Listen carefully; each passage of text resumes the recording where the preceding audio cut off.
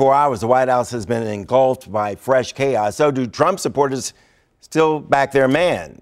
Maria Pickering voted for President Trump. She's treasurer of the D.C. Republican Party, been around for a long time, very well known, a Republican activist. President still got your support? Absolutely, he has. Absolutely. I think this president is doing what he promised in his campaign to, I think he's working to keep his promises to the American people.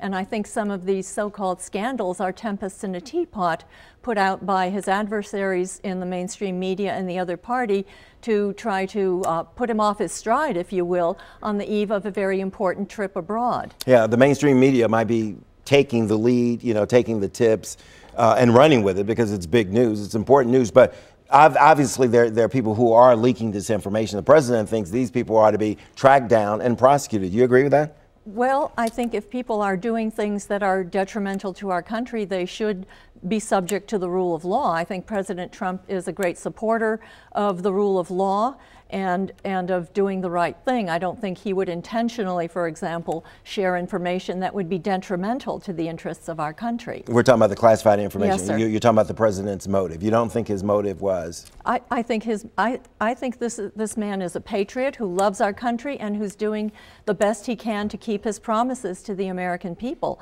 I don't think he would willfully share information that would be detrimental either to our interests or the interests of our allies. I don't think too many people would disagree with that statement, the way you put it. Where the president's actions are coming into question, it seems, is that the president doesn't realize the consequences for some of his actions.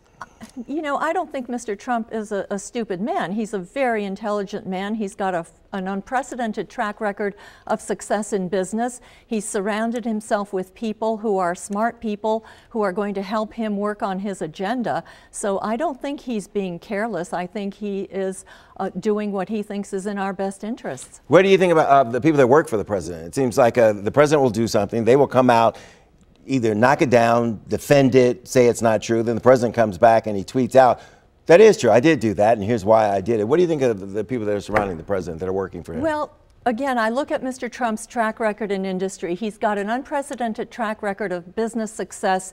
And how did he get there? He got there by surrounding himself with smart people who can help him get the job done. I think he's trying to do the same thing with this administration.